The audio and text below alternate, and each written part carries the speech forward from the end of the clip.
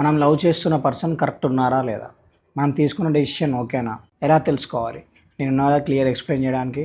నచ్చితే ఫాలో చేయడం మర్చిపోవద్దు. ఫస్ట్, రీజన్ ఏం లేకుండా మీ ఇద్దరి మధ్యలో కమ్యూనికేషన్ గ్యాప్ వస్తుంది అనుకో, ఒక ఆప్షన్ లాగా నిన్ను చూస్తున్నారనే అర్థం. అయితే చూద్దాం, అవ్వకపోయినా పర్లేదు అన్నట్లు. సో ఆ పర్సన్ నీకు కరెక్ట్ కాదు. సెకండ్, కాన్వర్జేషన్ స్టార్ట్ అయిపోయిన తర్వాత అది ఎక్స్టెండ్ అవుతుందో లేదో చూసుకోండి. ఓన్లీ నీ మెసేజ్లకే రెస్పాండ్ అవుతున్నారా, లేదా వాళ్ళ సైడ్ నుంచి కూడా కాన్వర్జేషన్ ఎక్స్టెండ్ చేయడానికి ట్రై చేస్తున్నారా అనేసి. ఓన్లీ నీ సైడే ఉంటే మాత్రం అది ఎక్కువ డేస్ ఉండదు.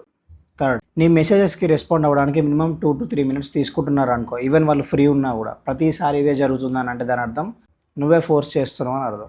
ఫోర్త్, నువ్వు మాట్లాడితేనే మాట్లాడతారు, లేకపోతే మాట్లాడరు. ఎన్ని డేస్ అయినా పర్లేదు. అట్లీస్ట్ ఇనిషియేషన్ తీసుకోవడానికి కూడా ట్రై చేయరు. ఇలాంటి పర్సన్స్ దగ్గర మీరు ఎఫర్ట్స్ పెట్టవద్దు. ఈ 4 points బట్టి చెప్పొచ్చు ఆ పర్సన్ నీకు సెట్ అవ్వరని. సో టైం వేస్ట్ చేసుకోవద్దు. లవ్ రిలేటెడ్ ఎలాంటి ప్రాబ్లమ్స్ ఉన్నా, కన్ఫ్యూజన్స్ ఉన్నా, జస్ట్ నా పేజ్ని ఫాలో చేసుకొని పెట్టుకోండి, మొత్తం సెట్ అయిపోతారు.